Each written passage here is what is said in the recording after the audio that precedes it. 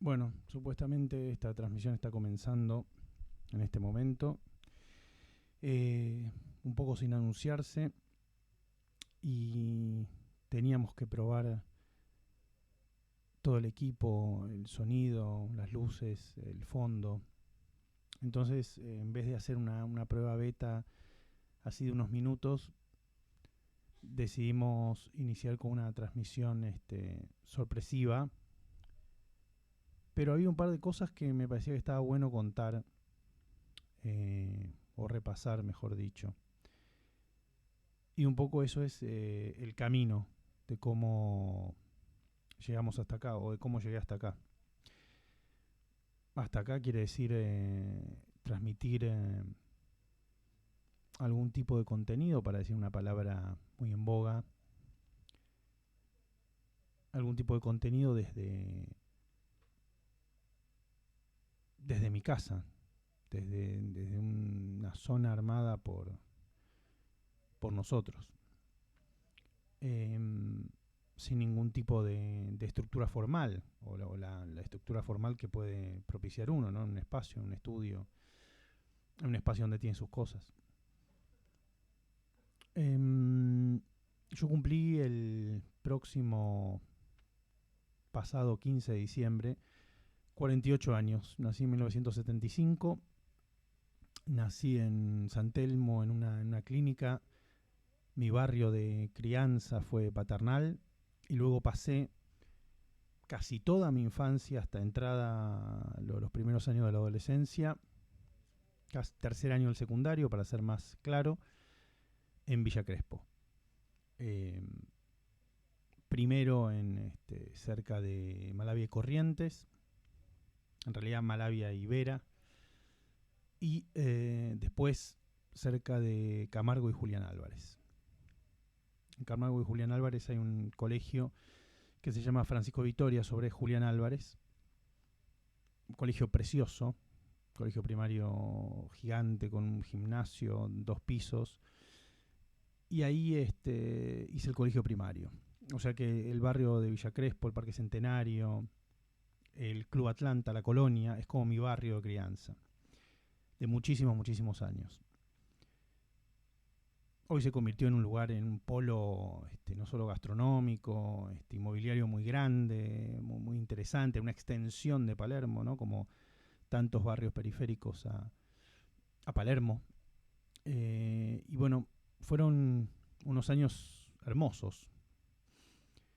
Para señalar un poco lo primero que me sucede en la vida, que pasa también a los 15 años cuando nos mudamos para Almagro, cuando empecé el colegio secundario, aparece como de la nada la necesidad de hacer algo más que el estudio. Yo tenía un grupo de amigos, de los cuales sigo viendo, por mencionar algunos nombres, Pablo Dacal, músico, Santiago Idelson, uno de los dueños del bar El Destello, un artista audiovisual además, y otros más. Teníamos la necesidad de hacer algo, ¿no? Podía haber sido música, podía haber sido, de hecho, en el caso de Pablo Dacal lo fue, lo sigue siendo hasta el día de hoy, y apareció de la mano de Pablo Dacal y de su padre, Enrique, un gran director de teatro. ¿Por qué no hacer teatro? Algo, digo, estamos hablando, para que se sitúen las personas más jóvenes, principio de los 90, ¿no? Año 91, 90-91. Y caímos en el excéntrico de la 18, en Lerma y Escalabrini Ortiz, el estudio de Cristina Vanegas de teatro. Ahí cambia todo. Ahí realmente cambia todo. Fueron 3 años muy, muy, muy lindos, muy importantes, muy interesantes, muy formativos. Cristina Vanegas, una actriz extraordinaria, una docente extraordinaria también, sobre todo adolescentes. Tenía adultos, directora teatral. Tenía o transmitía lo que se conocía como un método de improvisaciones dirigidas, digo, construir actuación y construir realidad y construir algo muy parecido al método de las acciones físicas de Raúl Serrano, pero con su propia versión. Una versión que decían los que estaban ahí, los más veteranos, se desprendía de la Escuela de Dirección y Actuación de Alberto Ure, que había tomado muchas técnicas del psicodrama. El nombre de Alberto Ure va a aparecer en esta historia en un ratito, nada más. Entonces, la verdad que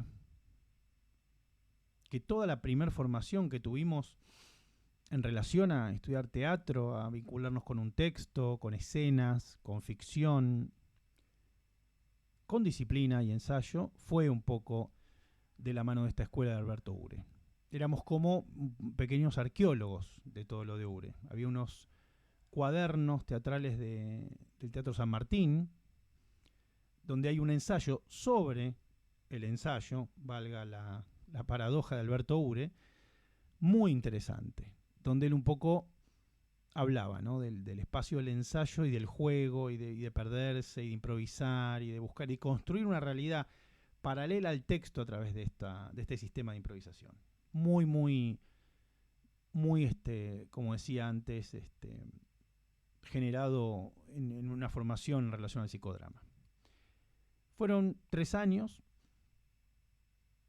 que fueron de tercer año a quinto año del secundario. Al final del secundario, del tercer año de estudio con Cristina, en la famosa muestra de fin de año de cualquier escuela de arte que tenga una disciplina performática, no sé, canto, o gimnasia deportiva, o danza, o comedia musical. Bueno, si alguno de ustedes estudió o conoce a alguien que haya estudiado, saben que a fin de año están esos eventos, ¿no?, donde va la familia, donde van los amigos, donde va todo el mundo, la gente que lo quiere a uno y ve lo que estuvo estudiando. En la muestra del tercer año vino una productora ejecutiva de Canal 13, Patricia Weber, es su nombre, y eligió a 5, creo, de ese grupo de estudio de Cristina Banega, entre los cuales estaba yo, estaba Malena Solda también, para que hagamos un casting de un programa que iba a comenzar. No sabíamos mucho. Fuimos al casting, el casting habrá sido en diciembre del 93, y nos presentamos en Canal 13 por la entrada de la calle Lima, la que sigue siendo la entrada principal al canal. El canal se puede entrar, si uno quiere, por San Juan, cruzando todo el estacionamiento, por Cochabamba, hay una entrada como con paracamiones o con otras cosas, y la entrada principal, la de Lima, ¿no? Fuimos a la entrada de la calle Lima y había una fila. Fuimos los 5 compañeros de lo de Cristina Vanegas, del excéntrico de la 18, a ver de qué era ese casting, y había una fila demencial, como si hubieran abierto tarde el campo para un recital internacional, como si fuera un evento de esos, ¿no? Que la fila no solo es larga, sino ancha, de esas filas de 6 personas. Una fila ancha que daba vuelta, no digo a toda la manzana, no voy a exagerar, pero sí 1,5 cuadras, 2. Cuando uno va a un casting, situación que por suerte pasé muy poco, es muy decepcionante ver de entrada una 1,5 cuadras de cola, o sea, 1,5 cuadras de largo por 6 de ancho, o 5 o 4. Porque uno dice, acá es imposible quedar. Es imposible. Trivia, dato de color, fue Matías Martín en ese casting, fue Mariana Fabiani, fue Maika Migorena, creo. Bueno, fue un montón de gente. Un montón de gente que, como nosotros, estaba haciendo sus primeras armas, era el primero, el segundo, el tercer casting al que iban. Gente que por ahí modelaba y que probaba suerte en la actuación, no se sabía para qué era. Entramos y fue un casting que duró todo el día. O sea, habremos llegado cerca del mediodía, nos habremos ido 6, 7 de la tarde. Si vieron la película All That Jazz, peliculón de Bob Fosse, La película comienza con un casting para una comedia musical, están buscando el ensamble, ¿no? Y toman un casting como de a tandas de a 20. Hay un casting enorme que se hace en la película cuando comienza y van probando de a 20 y por ahí pasan a la fase siguiente 3, 4, 5 y vuelven a tirar 20 al escenario y así sucesivamente. Y esto era un poco igual, esto era un casting que se hacía en el estudio A del Canal 13 en el subsuelo, en el estudio donde se hacía El Agujerito Sin Fin, un programa infantil, la gente de mi edad se va a acordar, conducido por Julián Weich, muy buen programa, un programa que cambió la historia de los programas para chicos en la República Argentina, gran programa. Bueno, lo tomaban ahí, en el decorado, o sea, yo ya estaba contento porque estaba como conociendo un decorado de la televisión, ¿no? Pero obviamente yo fui con una remera de la Polla Records, de la banda vasca, del disco No Somos Nada. Una remera negra, con una mochila fui y con unos lentes muy parecidos a estos que tengo ahora. Lentes de descanso, porque yo tenía algunas jaquecas, no necesitaba necesariamente lentes para ver, pero sí para descansar la vista, me hacía bien. Hoy sí los necesito para ver. Y me acuerdo que te entregaban, cuando estaba haciendo la fila ahí en el estudio del Agujerito Sin Fin, unas escenas de la banda del Golden Rocket, que era un unitario, no era una tira. Esto es importante, las tiras son las que van todos los días, los unitarios, hoy les dicen series, o podríamos haberle dicho en ese momento series, son las que van por entrega semanal. La banda de Golden Rocket era un programa protagonizado por Adrián Suárez, Diego Torres y Fabián Vena, que hacían de primos. El Golden Rocket era un auto, un programa que habían escrito Jorge Maestro y Sergio Baiman, Maestro y Baiman, dos autores emblemáticos de la década del 80. Autores muy importantes que habían hecho programas, sobre todo luego de la vuelta de la democracia en nuestro país, programas de temáticas que no se habían visto hasta ese momento, ¿no? Divorcios, problemas familiares, situaciones personales o de pareja, con otro tono. Muy en concordancia con lo que uno podría llamar el destape español, bueno, el destape argentino, que se vio en las revistas, que se vio en la música, que se vio en la televisión también. Y ahí estaban Maestro y Baiman, que eran los autores más prolíficos de ese momento, más importantes de ese momento. Bueno, habían escrito la banda de Golden Rocket. Te daban unas escenas de la banda de Golden Rocket, había un director que uno no veía, que hablaba desde el tollback, o sea, hablaba al estudio, aparecía su voz por altoparlante, y te separaban en parejas, ¿no?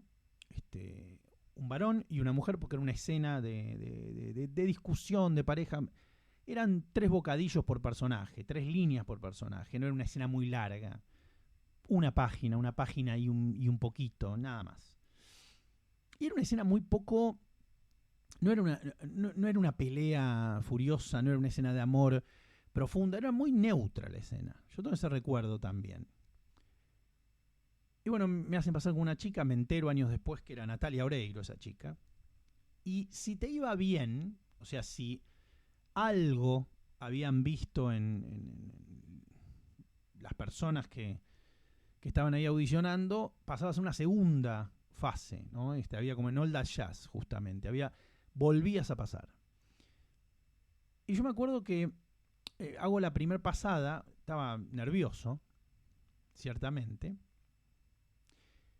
Y cuando viene la segunda pasada digo, voy a hacer cualquier cosa. O sea, voy a improvisar, voy a cambiar la letra, voy a jugar un poco con esto, divertirme.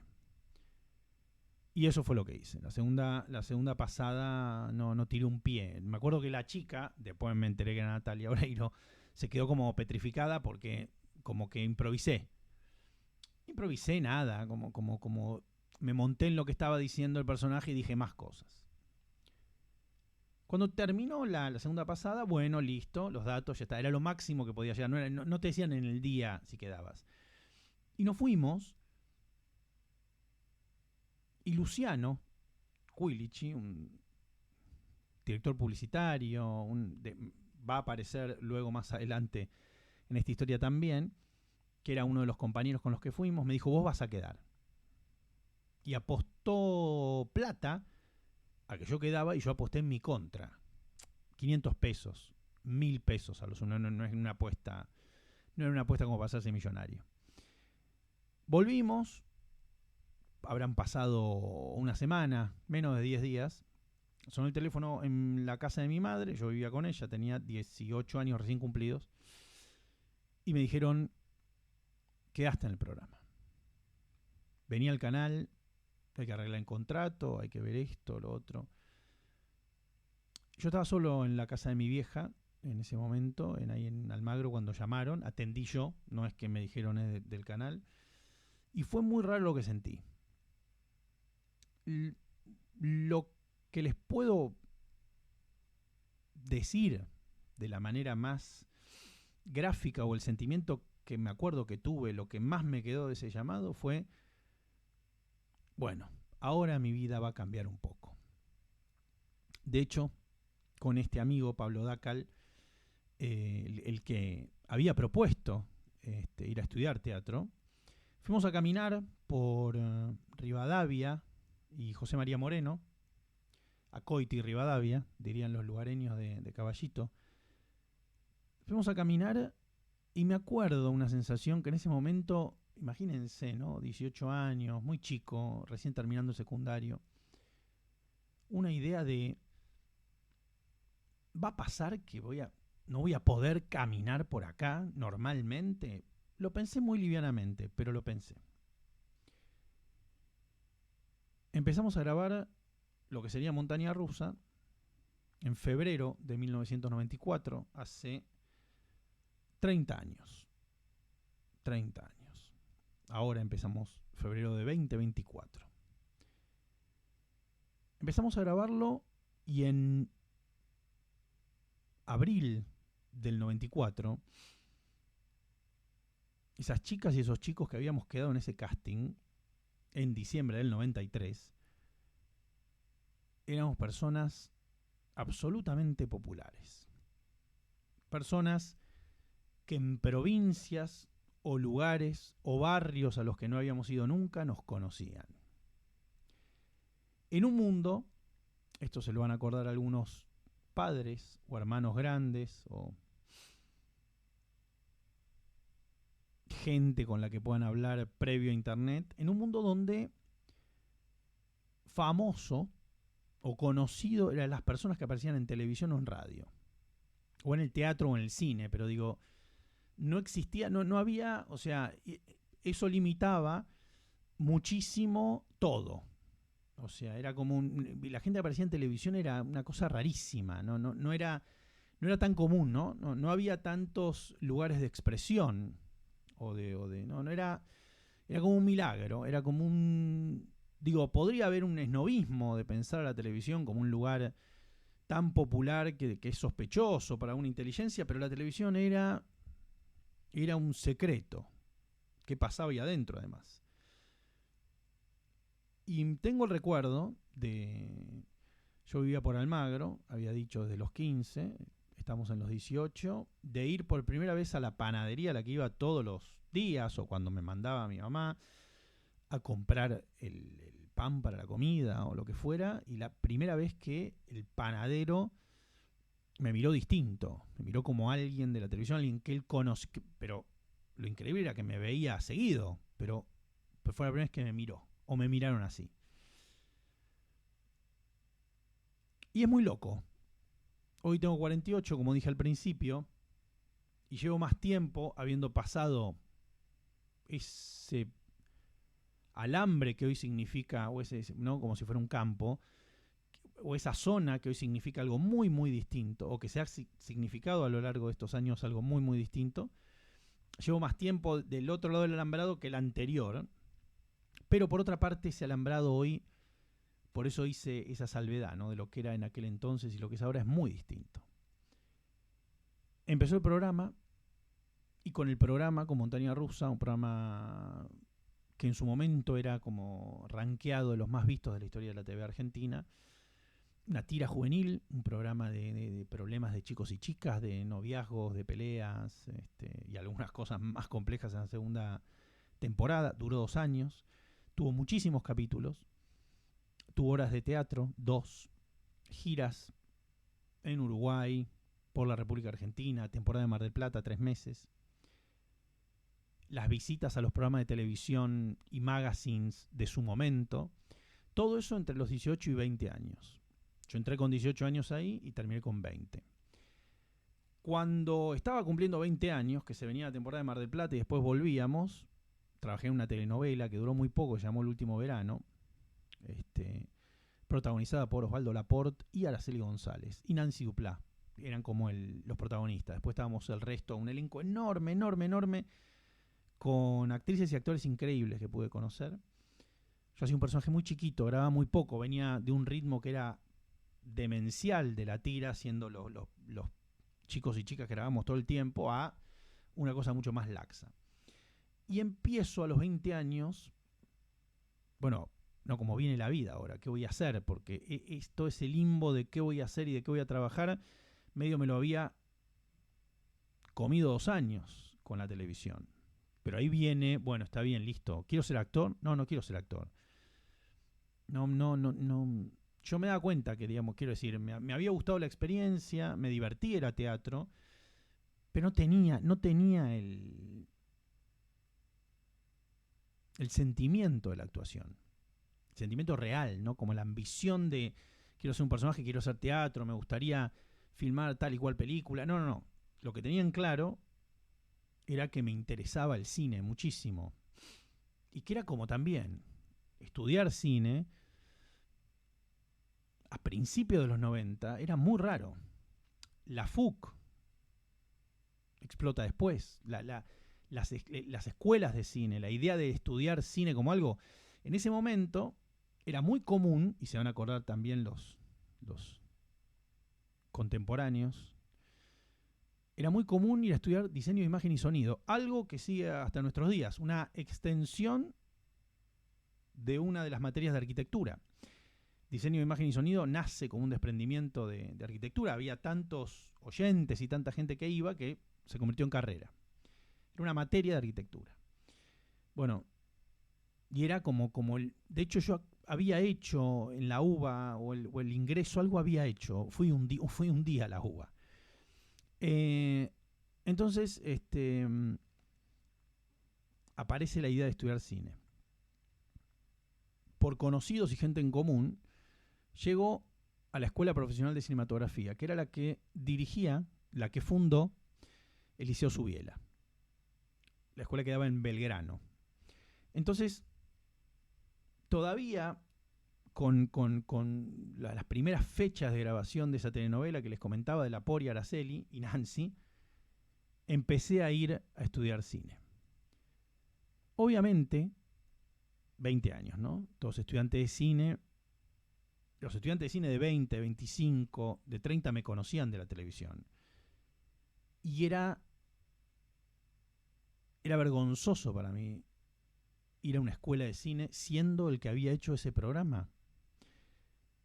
Y era mirado como, bueno, ¿qué viene a estudiar cine que estaba haciendo pero digo, acá hablamos de Einstein, de Ozu, Entonces era increíble porque era algo que llamaba la atención, pero que no era muy recibido, por lo menos en una primera instancia, porque rápidamente pasó esto y fue el primer cachetazo, el primer balde como para que empiece a ubicarme en la palmera, cuando empezamos a tener clases de dirección 1 y tal.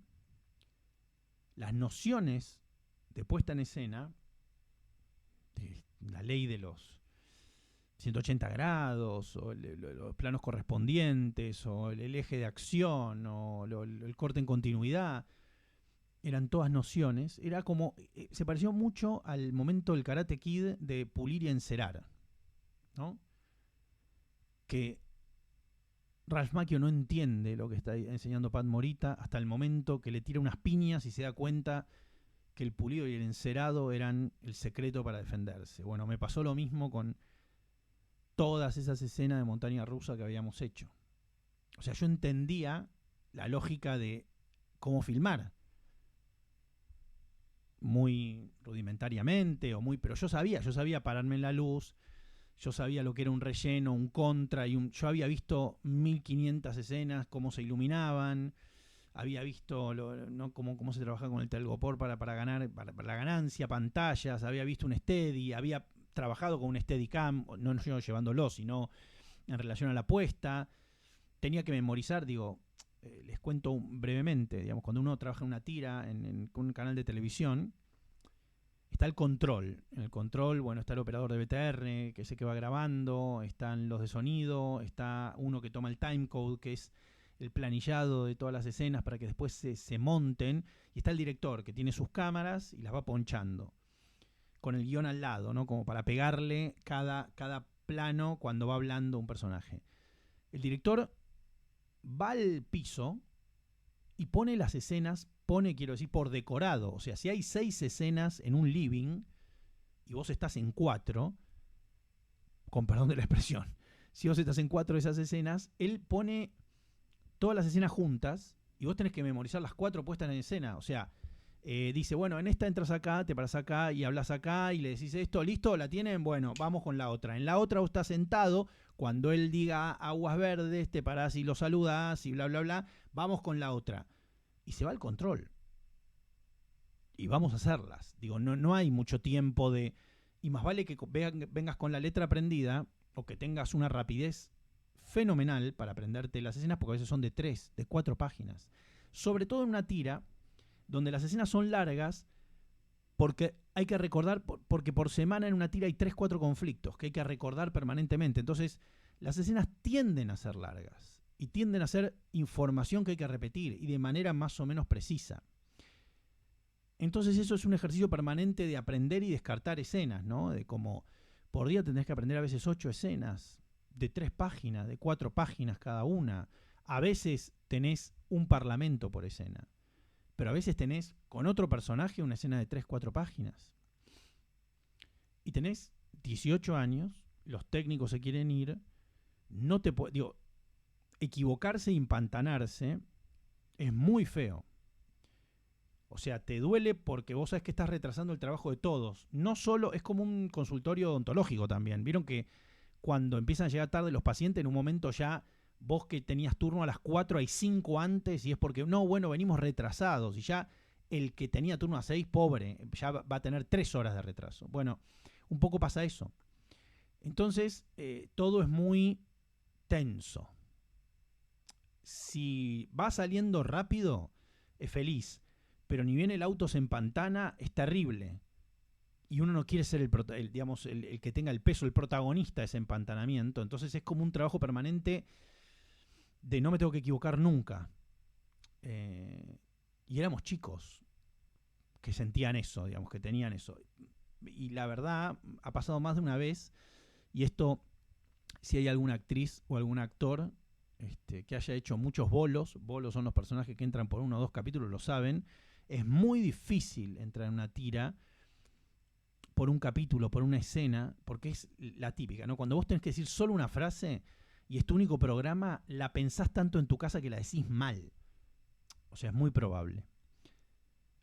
Hay un montón de gente que tiene un talento enorme o una entereza enorme, pero es muy difícil porque es como saltar un tren en movimiento.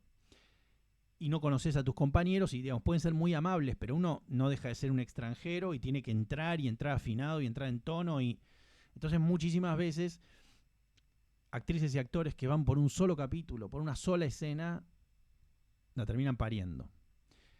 Pero bueno, todo esto para decir que cuando finalmente en la escuela de cine empezaron los primeros rudimentos, el primer videominuto, la primera salida a filmar, yo estaba muy agradecido porque como el Karate Kid me di cuenta que toda esa presión y todos esos momentos y toda esa memorizar escenas y puestas y pararme en la luz, o las veces que hice timecode yo mismo, a veces me tenía entre decorado y decorado tenía un tiempo y justo el productor se iba a hacer alguna cosa, yo me quedaba sentado al lado del director tomando el timecode. Ya me llamaba las cámaras, alguna vez hice una cámara, alguna vez hice un boom para que, iba a decir zoom, un boom para sonido, un micrófono manejé, iba haciendo como pequeño, ¿no? A veces pedía permiso y me dejaban hacer alguna cosita. La escuela de cine yo hice varios cortos ahí y en segundo año, gracias a un corto, gané que me invite la escuela como una especie de beca, entre comillas, con pasaje incluido al Festival de Cine Mar del Plata que se estaba reeditando. En segundo año de la escuela fui al Festival de Mar del Plata, fue una experiencia hermosa, salí en micro a las 6 de la mañana y fue como el primer festival de cine al que fui, yendo a un festival de cine. El Bafisi es recién del 99, estamos todavía pasando mediados de los 90, año 96, 97. Termina la escuela, me recibo en la escuela de cine, sin trabajo, ya la tira aquella que vino pegada a Montaña Rusa, esa telenovela había terminado, la de la Por, Araceli y Nancy, y no sabía qué hacer. Cablín, una señal para chicos que a lo mejor recuerden, extraordinaria, se había convertido en la C, ahora se llamaba la C, y tenía Cablín históricamente unos segmentos de humor y de actuación con Esteban Prol, con Claudio Morgado, y la C iba a tener programas. Entonces un gerente de programación, un tipo muy, muy interesante, se llama Ricardo Cabana, Ricky, le propuso a Esteban que haga un programa conmigo, que hagamos un programa juntos. Y nació un programa hermoso que se llamó Interzona, que fue un programa donde actuamos un poco, conducíamos un poco, un programa que habrá durado, no me acuerdo cuántos capítulos, pero no muchos, no todo el año, porque finalmente la señal se cerró. Aparece también acá otro personaje, un hermano de la vida, que es Mariano Pelufo. Mariano Pelufo en ese momento no había conducido nunca en televisión, era productor de piso, no productor ejecutivo, no productor de escritorio, sino productor como cuando ustedes ven un programa en vivo, ven a alguien que está con los carteles y moviendo el piso y hablándole al conductor. Bueno, era un productor. Él era el productor de Cablín, de la C.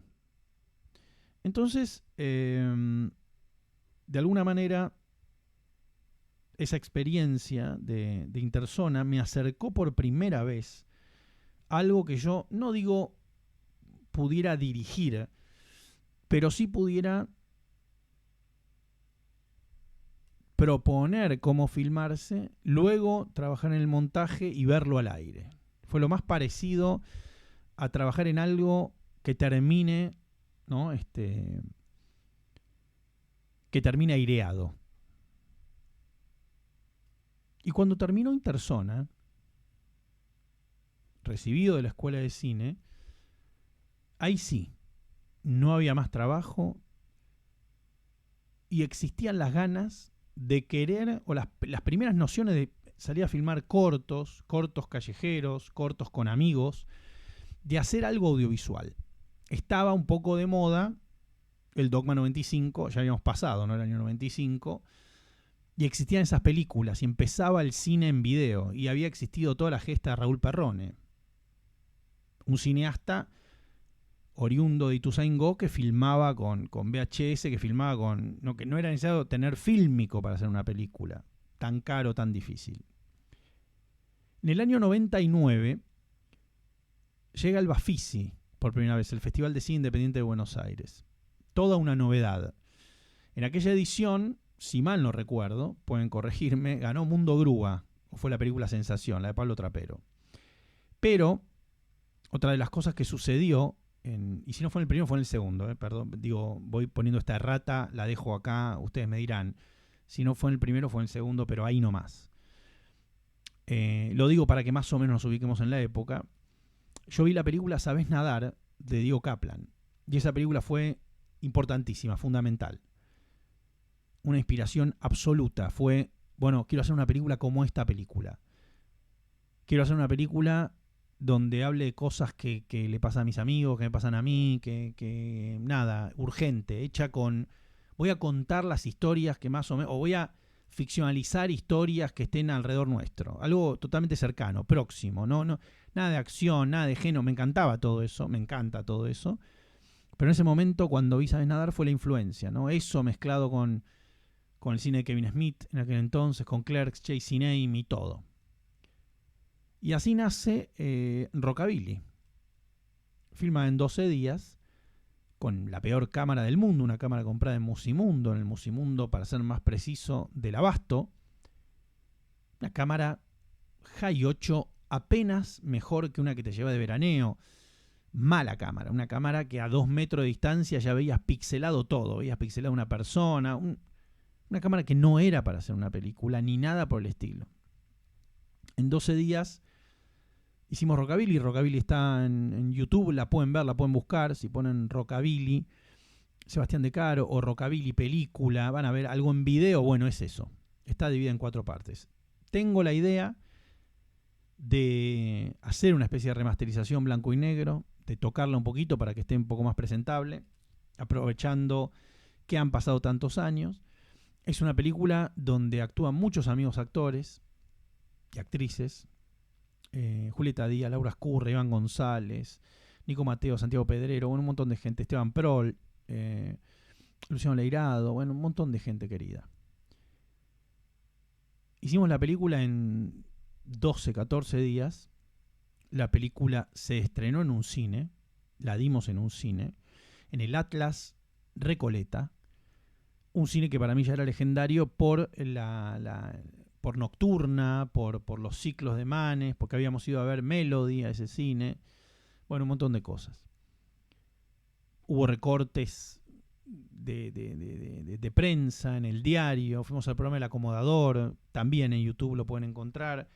Yo parezco Ted Bundy en el estoy muy joven con lentes, mi cabello es muy tierno, 23 años tengo en ese momento.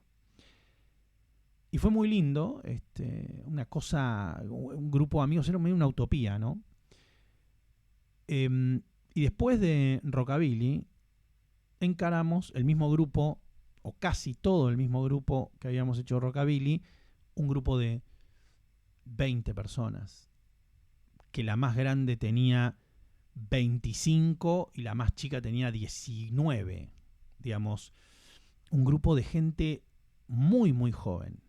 Muy joven, la mayoría sí, de 23, 22, 21, todo así. Mi hermano era el más joven, pero con muchísimas ganas. Y los fines de semana filmábamos, nosotros hacíamos un esquema que era empezar a rodar el viernes a la noche, filmar toda la noche del viernes, o desde la tardecita del viernes a la noche, si teníamos noches en el guión, todo el sábado, con la noche del sábado, todo el domingo y cortábamos a la noche del domingo. O sea, eran como 2 jornadas por fin de semana. Porque era todo el día domingo y la noche del viernes y todo el día sábado, día y noche. Muchísimas veces, después de filmar, nos íbamos a un bar, nos íbamos de joda. O sea, el mismo grupo de amigos, el mismo grupo de pertenencia. Varias veces hicimos fiestas. Terminamos de filmar, guardamos las cosas y había una fiesta ahí. Pasaba eso. Una cosa realmente muy, muy, muy linda. Luego de Rockabilly nos pusimos más ambiciosos e hicimos Vacaciones en la Tierra, que también está por ahí subida. Vacaciones en la Tierra, un delirio, una película. O sea, todo lo que Rockabilly tenía de bueno es lo que Vacaciones en la Tierra tiene de malo, que es una película 10.000 veces más pretenciosa, rara. ¿No? A veces pienso que esto se me ocurre ahora, y por ahí es cualquier cosa, ustedes me dirán, porque la verdad es solo una opinión. A veces se me ocurre que esa distancia que hay entre 20.000 besos y Claudia es la que hay entre Rockabilly y Vacaciones en la Tierra. Quiero decir, esa distancia de la película que cuenta algo personal y que esto que el otro, y la película que casi es una hiperrealidad corrida de, mucho más de género y todo lo demás. Entonces ese, como que eran ensayos, digo ahora, nunca lo pensé, nunca me lo dijo nadie, lo pienso ahora pensando en esa distancia entre Rockabilly y Vacaciones. Igualmente dije todo lo malo de Vacaciones. Claudia me encanta, por todo el trabajo de toda la gente involucrada. Es una película que quiero muchísimo, pero bueno, a todas. Entonces vino Vacaciones en la Tierra. Después de Vacaciones en la Tierra, ahí como que agarramos Gimnasia y vinieron cortos y vinieron experimentos de un fin de semana. Hay una que se llama Semanita, Pico la Setimana, que Era una película de una banda de rock que se iba al campo 2 días. Ahí está Valeria, una película lynchiana, ¿no? Un experimento absurdo, medio como una versión comedia negra de Ice White Shut, digo, una cosa que no tiene, pero nos reíamos mucho. Hay muchos cortos, algunos perdidos, otros compartidos en algunos canales ocultos, digo, todo, ensayos de cosas. Y llega recortadas, pero recortadas llega en un contexto muy particular. Yo estaba veraneando, no, perdón, voy un poco antes porque me estoy olvidando algo muy importante. En el año 2001, Alejandro Fantino me propuso integrar su mesa en la radio, en Radio Mitre, en un programa que se llamaba Toda Radio. Yo lo conocí a Fantino en un evento familiar, ¿sí? Estábamos vinculados, Fantino había 2 hermanas, y nosotros éramos los novios de esas hermanas, entonces éramos como concuñados. Y empezamos a hablar de cine, ¿no? La típica situación. Bueno, estábamos ahí, en un evento, como decía, familiar, y empezamos a hablar de cine. Y Fantino me dijo, quiero que hables de cine en mi programa. Y yo le dije, pero yo no soy crítico. No importa, eso no va a importar. Tenés que hablarme como estás hablando ahora.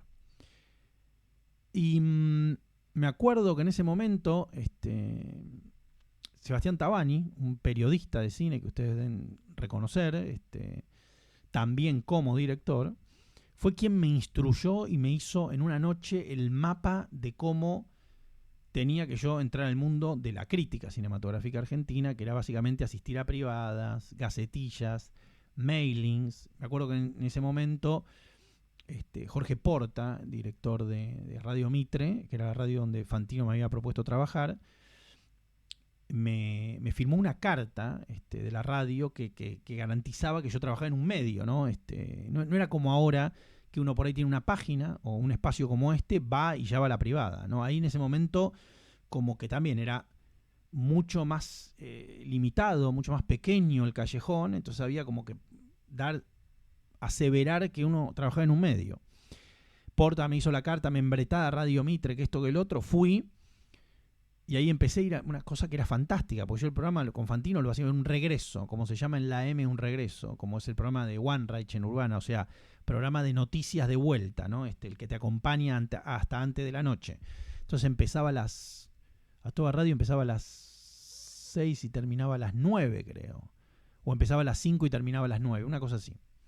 Programa donde yo trabajaba con Gastón Recondo, con Marcelo Palacios, con Alejandra Rubio, con básicamente Lorena Maciel, ahí está, me estaba olvidando de quien estaba en la mesa con nosotros también, Lorena Maciel. Esa era como la mesa, ¿no? Y Fantino conducía, Alejandro. Debo decir, y siempre lo digo y agradezco muchísimo, no hubiera pisado una radio si no se le hubiera ocurrido a Fantino. O sea, Fantino, todo lo que hice en la radio, que después voy a terminar trabajando 20 años, es gracias a que a Fantino se le ocurrió que yo podía hablar en una radio y que me invitó a ir con él a una radio. Siempre se lo voy a agradecer. Acá también. Y las cosas que me enseñó Alejandro, a qué distancia hablar de micrófono, cómo vender, cómo rematar, cómo ser conciso, cómo poder transmitir, todo eso también se lo tengo que agradecer. O sea, fue realmente un maestro. Yo tenía en ese entonces 25 años. Estaba cumpliendo 25 años. Y termina Toda Radio, dura una temporada, 2001, imagínense, explota todo, digo, tenemos del World Trade Center hasta la crisis del 2001 en Argentina, un año durísimo, difícil, y termina Toda Radio, yo me voy de vacaciones, o sea, hago unos meses de verano, Alejandro terminante, yo me quedo unos meses, pero me voy cerca de febrero, segunda quincena de febrero, me voy con un amigo a la playa, como para desconectar de todo, el país en llamas, todo un quilombo, bueno, nos vamos a la playa. A un complejo donde solemos veranear a veces, que queda por Chapamadal, ¿no? Las playas del sur de Mar del Plata. Luna Roja, bueno, seguramente conocen algunos, son bellísimas. Y ahí estoy veraneando, estoy con mi amigo, creo que habíamos ido... Me acuerdo una cosa, una trivia ridícula, que no tiene nada que ver con esto, perdón la divergencia. Esa semana, en ese veraneo, miren la antigüedad esta, él me saca mi primer casilla de mail. 2001, me saca mi primer casilla, yo no tenía mail.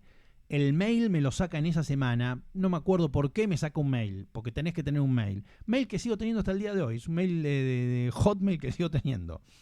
Entonces me saca el mail. Estoy veraneando en este complejo y un productor de Mitre llama al complejo y me deja un mensaje en la recepción. O sea, volvemos de la playa y me dicen, De Caro, sí, lo llamó esta persona. Y me dan un teléfono y un nombre. Y era un productor que yo conocía de Mitre. Y en Mitre hay una particularidad en el 2001. Estaba el programa de Fantino, pero antes, a la tarde, había un programa que se llamaba Tarde de Perros. Ese programa lo conducía Andy Kuznetsov. Era su primer programa en radio. Y le había puesto Tarde de Perros, que es el nombre de una película. Tarde, pongámosle algo de Tarde de Perros. Programa al cual iba su padre, el Dr. K, a hacer una columna de sexología, un programa que producía Nilda Sarli. Entonces, me llama este productor de Mitre y me dice, necesito que vuelvas porque se cayó una persona de espectáculos que iba a ser el compañero de Andy en un programa nuevo que va a empezar el lunes y yo quiero que lo hagas vos. O queremos con Nilda que lo hagas vos. Yo no conocía a Andy. Creo que una vez lo había cruzado en un ascensor de Mitre. No habíamos hablado. Él bajaba, yo subía.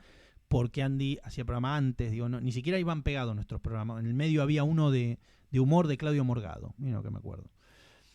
Entonces, yo, estoy volviendo el fin de semana. Vuelvo.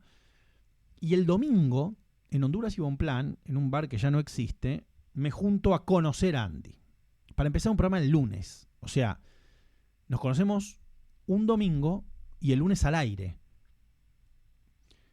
Voy a conocerlo, charlamos, no me acuerdo qué charlamos. Tampoco, y esto Andy siempre lo dice y se ríe de eso, no es que hubo la onda de la vida. O sea, bueno, sí eran dos personas hablando, un tipo de 25, un tipo de 30, no, nada más, ahí, qué sé yo, charlando. Y el lunes,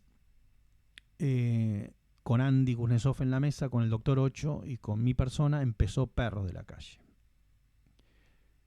Un lunes de finales de febrero o principio de marzo, no recuerdo, lo deben saber porque lo deben haber fechado para las celebraciones del programa, de 2002. Comienza Perros de la Calle, en Honduras y Bonplan quedaba la metro, y ahí empiezan unos años realmente preciosos.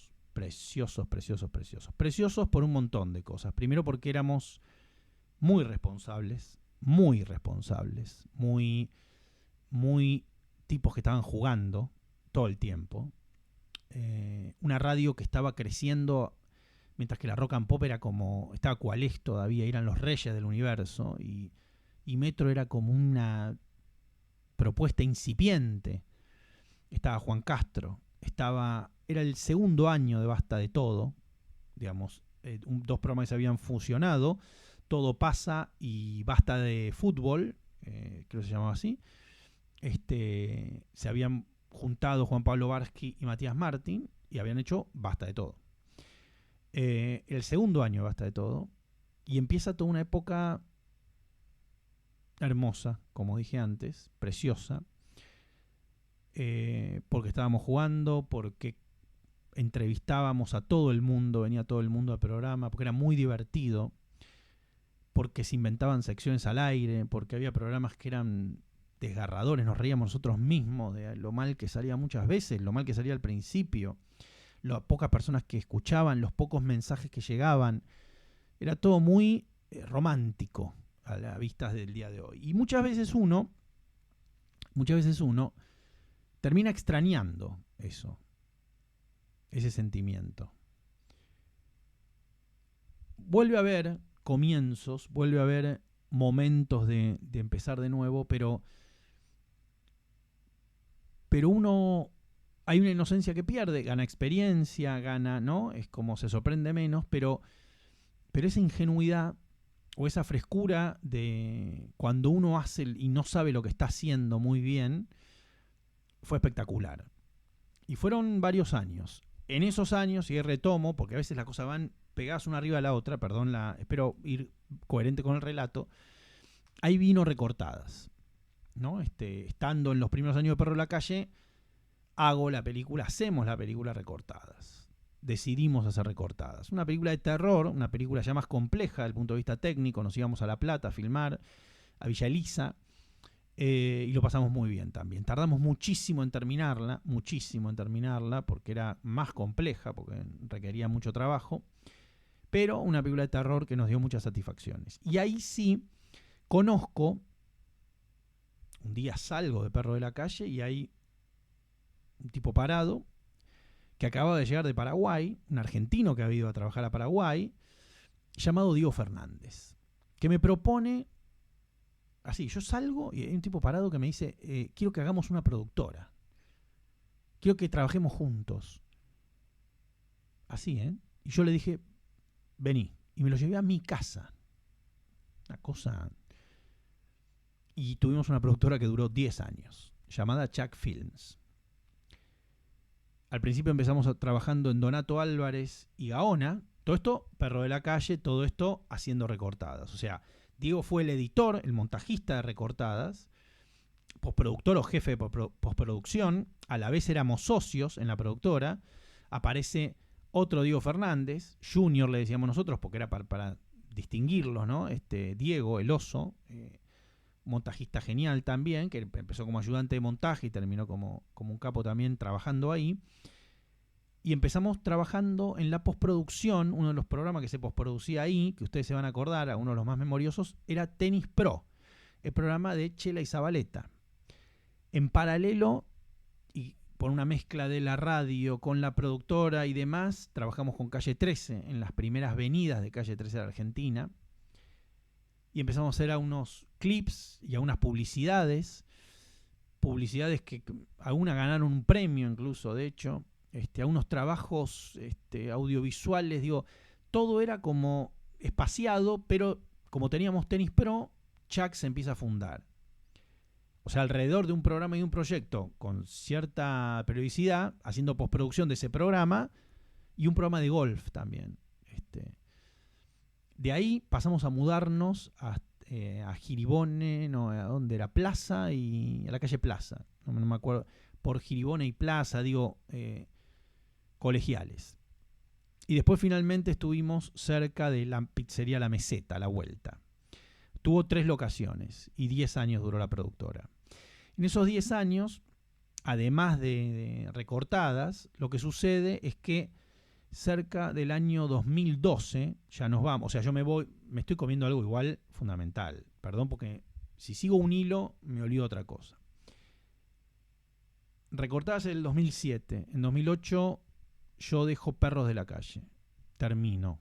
Siento que el programa ya no le puedo dar más yo. Y me voy. No me echan, no hay una discusión, no hay un motivo secreto. Decido que terminé mi ciclo ahí. Lo anuncio en abril. Me termino yendo en diciembre. Y ahí ya aparece Todos contra Juan. Gastón Pauls aparece en mi casa con una idea genial y me dice, voy a hacer este programa, vos tenés que hacer del amigo de este tipo porque tiene un sentido enorme que el que haga de mi amigo seas vos, porque nos estamos riendo del programa que hicimos ya hacía unos años. En realidad, la sugerencia primera de que el que tenía que hacer del amigo era yo fue de Agustina Cherry, su pareja en ese momento. Esto lo ha contado Gastón ahora hace poco que estuvimos en la tertulia de Radio Sim. Yo vi un cumpleaños de Gastón y chistes, onda o cómo nos vieron y che, el que hace de tu amigo tiene que ser listo. Y a Gastón le pareció que tenía todo el sentido justamente por esa cosa meta, ¿no? De Todos contra Juan, se reía de Montaña Rusa, éramos 2 que nos estábamos riendo, bueno, listo. Yo tenía 0 ganas de actuar, pero cuando vi el piloto, dije, claro, tiene sentido. Si voy a actuar solamente en un programa en toda mi vida, tiene que ser en este. Hoy estoy hoy rechazaría menos actuar en cosas divertidas. Por hecho, Kryptonita aparecí, en la de Wino, digo, Nica Loretti, un gran y querido amigo director. Wino lo conozco hace 7000 años, también era lindo aparecer en mi primera boda. Digo, todas esas cosas me gustan, ¿no? Como son con amigos directores, que es una cosa así, casi como un cameo, o ir a hacer una cosa pequeña, como un gesto, son cosas que me copan. Aparte me gusta verlos dirigir. O sea, ustedes piensen que una de las cosas que uno no... Yo vivo preguntándole a las actrices y actores cuando trabajamos en películas cómo es trabajar con tal y cual director, porque uno no ve... O sea, no, es un trabajo que no es como un músico que se puede juntar a tocar con alguien y bueno, lo ve laburar. Uno no ve, salvo que sea dirigido por el director, no lo ve dirigir. Entonces todos los directores preguntan cómo dirigen los otros directores porque nunca los vemos dirigir. Y me gusta mucho eso de ir a ver a Wino, ir a ver a Loretti, o ir a ver a Kaplan, o amigos directores.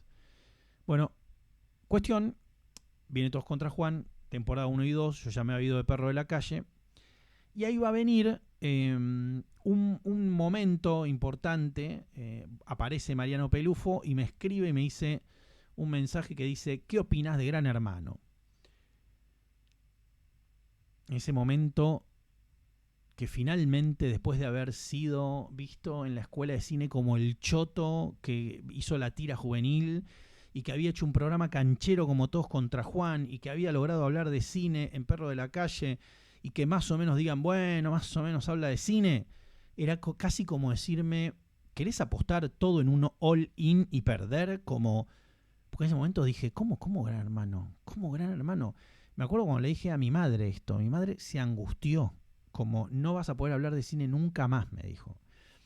Y yo le digo, pero nosotros mirábamos Gran Hermano, sí, pero una cosa es que lo miremos y nos caemos de risa y otra cosa es que vayas, o sea, era como un suicidio público, era como todo lo que había construido en todos esos años de Perro de la Calle, que era un programa cool, canchero, Palermo, Tuki, que vienen políticos y viene gente y músicos y artistas y nosotros hablamos y somos pibes, jajaja, jeje, y Todos contra Juan, que era el programa más canchero del mundo, era un programa meta que se reía, que tenía, era que era como, yo me acuerdo de haberle dicho a Meche Oviedo, no me acuerdo si en Martín Fierro, en un lugar, le dije esta frase textual, dije, hoy somos los más vivos del barrio, es muy difícil ser vivo del barrio en este laburo, disfrutémoslo, porque no sé nunca más después vivo del barrio, y en ese momento, Todos contra Juan, lo más vivo del barrio, por un programa cancherísimo, por lo menos para mí lo era, y yo creo que para mucha gente también. Entonces, me pasa algo que es tanto rechazo me da ir a Gran Hermano que voy. Y me metí mis prejuicios en el ano, porque fue Gran Hermano con Pelufo, con Pablito Alonso, un productor extraordinario, con mis compañeros del debate. Fue de los laburos que más disfruté en mi vida. En mi vida. Me apasioné con el programa. Me encantaban los informes. Me apasioné con el sistema de cámara. Me apasioné con lo que podía pasar. Me apasioné con que estábamos discutiendo si alguien le había prestado o no el cepillo de dientes a otro como si fuera física cuántica. Me apasioné. Con el show y con haber hecho algo en vivo y era como un canal que me faltaba trabajar. Telefe. No, habíamos trabajado en la segunda temporada de Todos contra Juan, miento, pero había trabajado poco. O sea, Canal 13 había hecho algo, en América había hecho un programa llamado Gritos en la Noche, conduciendo y pasando películas de terror, y alguna otra cosita. Bueno, no había trabajado, en Canal 7 había hecho coberturas para el Festival de Cine de Mar del Plata, para la TV Pública, unas pastillas que salían en el programa de Osvaldo Quiroga, bueno, cosas. Pero no o salían en el noticiero, perdón, a lo de Quiroga fui una vez con los informes, digo algo así, pero no había trabajado en un programa en vivo, así. Entonces me volví loco, eran 2 debates por día, en ese momento estaba el debate de la tarde, el debate de la noche, conducía Mariano, un hermano de la vida, como dije, y fue un momento felicísimo.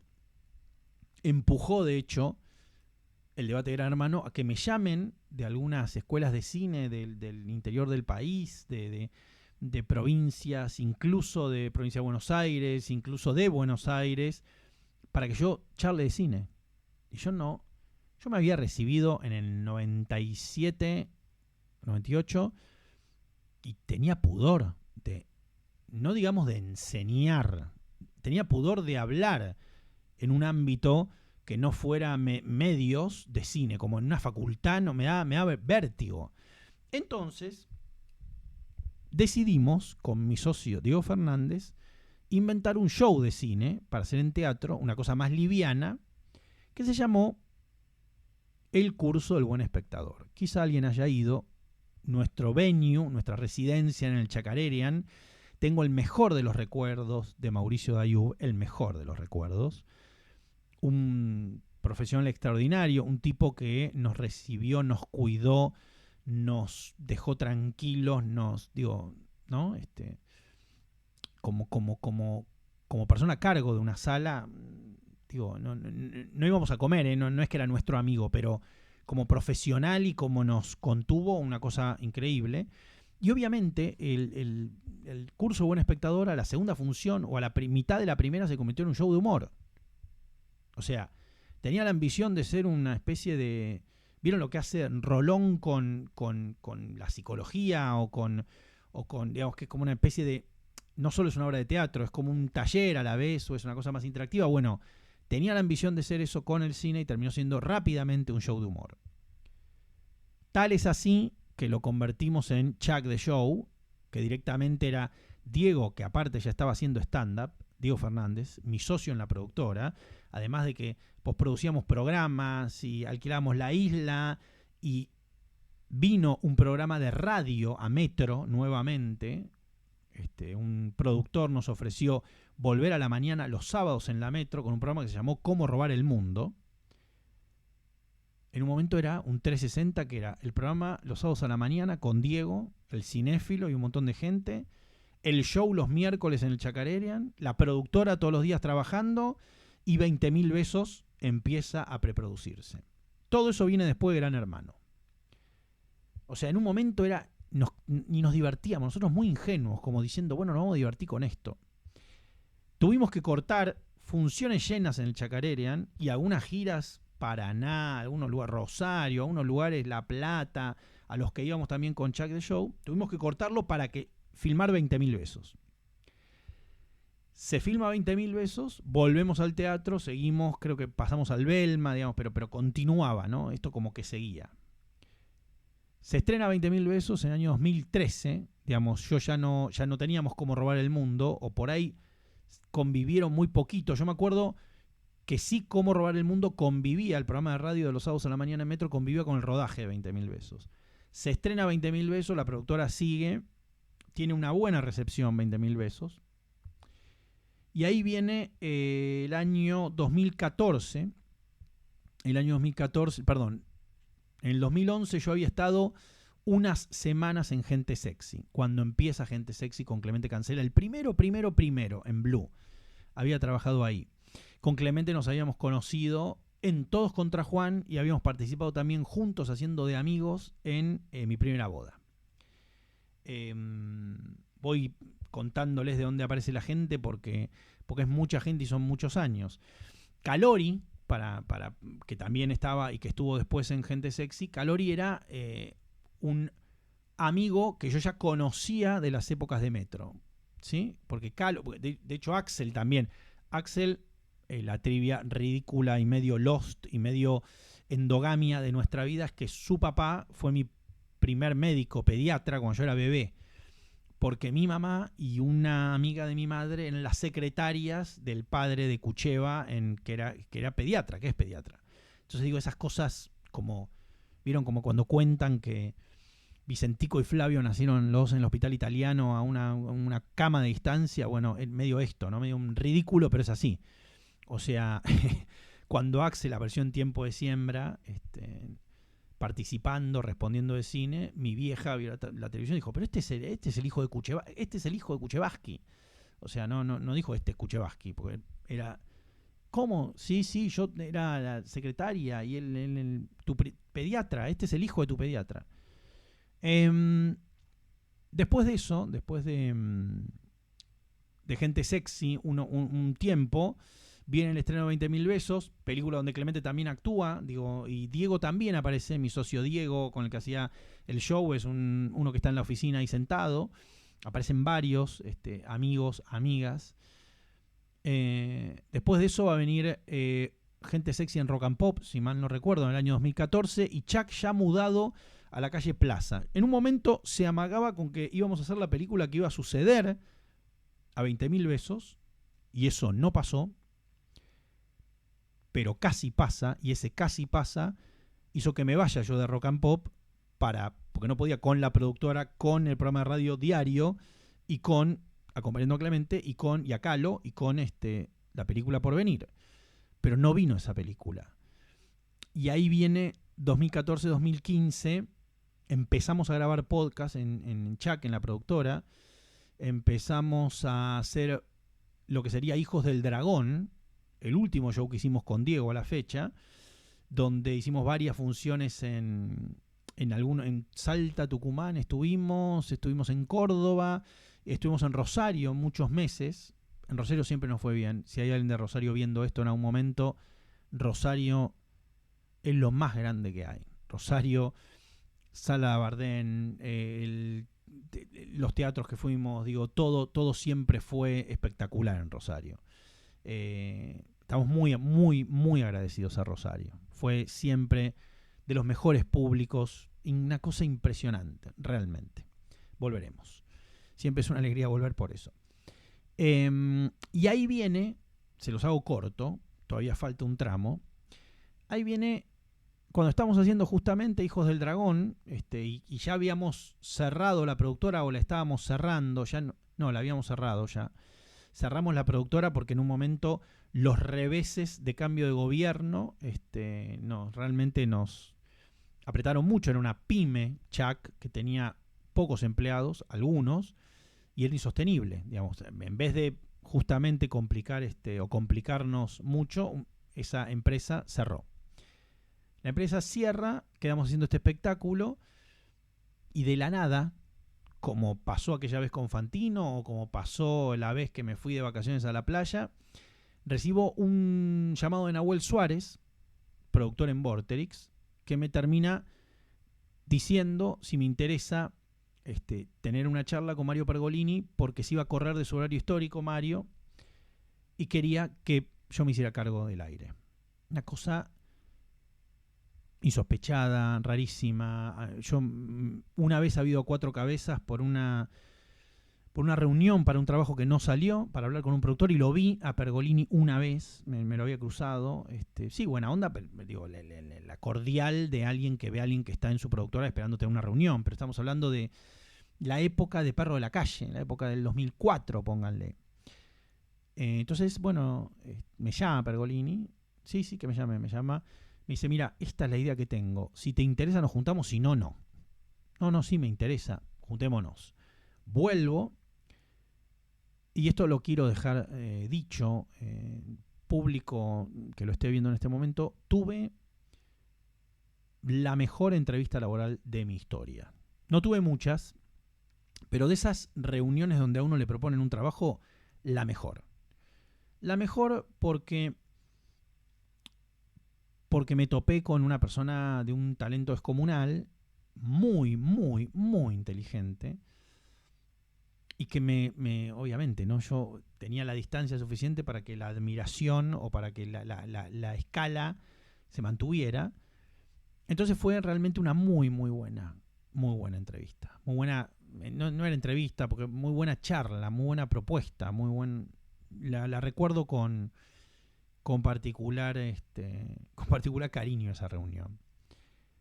Y también el título, ¿no? El titular, La Nación, me acuerdo, y abajo los insultos de los foristas, porque claro, era excesivo todo. Decía, Sebastián de Carlo reemplazará a Pergolini, ¿no? Una cosa delirante, ¿no? Digamos, porque no era un reemplazo, se corría de horario un programa. Históricamente Mario siempre había estado a las 10 de la mañana, y bueno, iba a estar yo en ese segmento, pero no era, pero el título, bueno, es para hacerse una camiseta, ¿no? Porque son las cosas que si estás en un mal día la lees de nuevo y te levanta un poco el ánimo.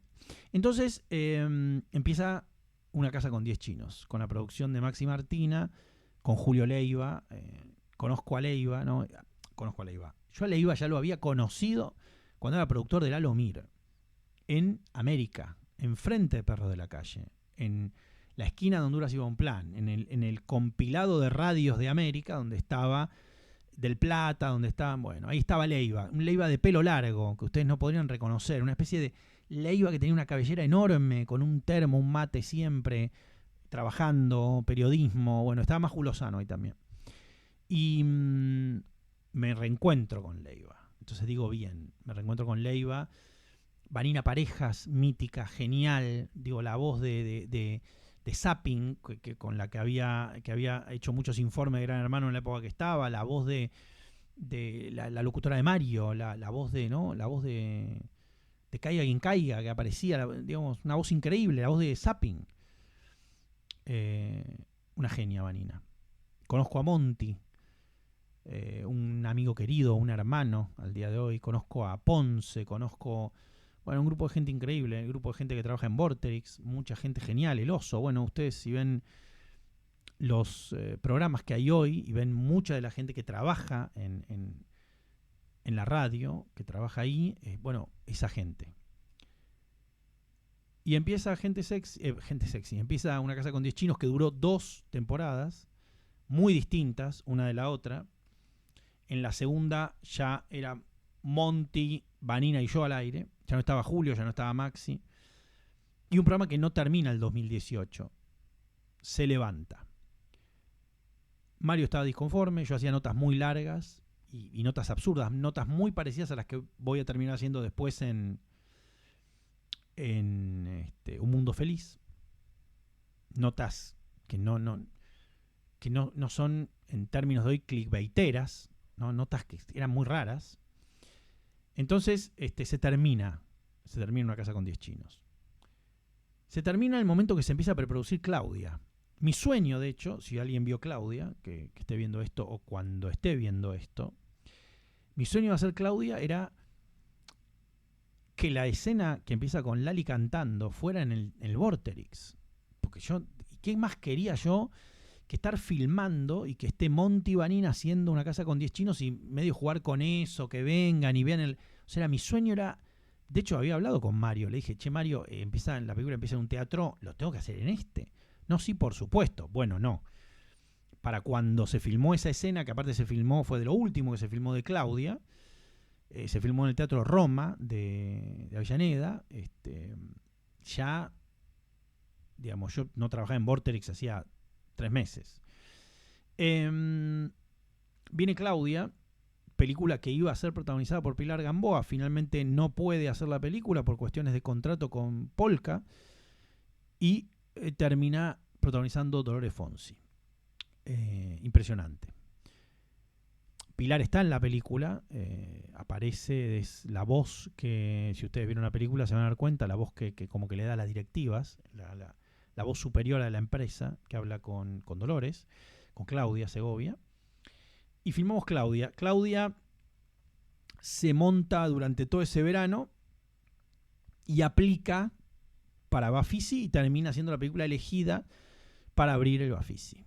Para abrir el Bafisi en 2019, comienzos de 2019, ¿no? Abre Bafisi Claudia, se estrena en muy pocas salas hacia finales de 2019 y ahí me voy de vacaciones solo, pero antes había recibido una propuesta que era trabajar en Radio Sí, en una radio que yo no conocía, pero que era preciosa. Cuando fui a conocerla no podía creer el lugar, lo bello que era, para hacer básicamente lo que quisiera.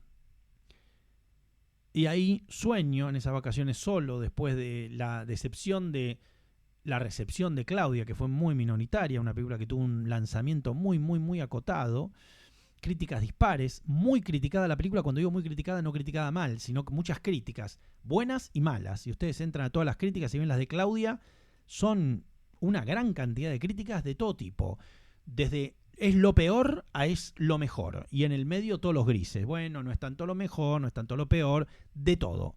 Casi que todas las opiniones que se puedan tener en una película hay de esa película.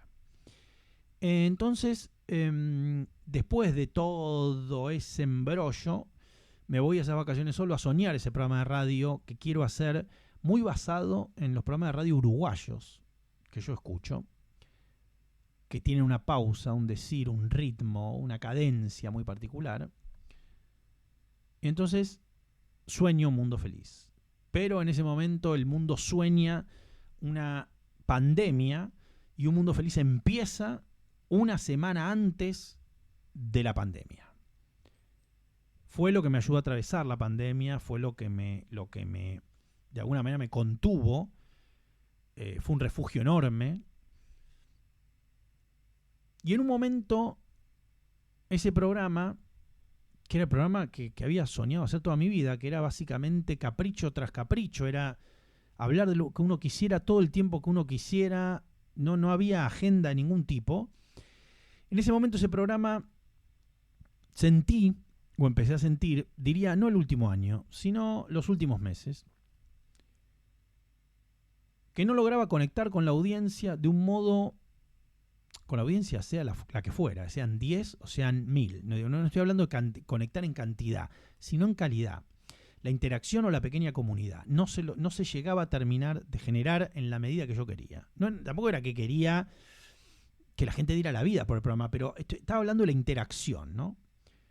Entonces, el programa termina ahora, hace unos meses. Hace poco recibo un día la invitación de ir al panel de Gran Hermano de nuevo, casi como si fuera una remake del 2012, cumpliéndose 30 años de Montaña Rusa. ¿Dónde me encuentro hoy? Viendo si filmo una próxima película, con un guión moviéndose, sin programa de radio, con 48, 30 años de Montaña Rusa, como decía, y volviendo al panel de Gran Hermano.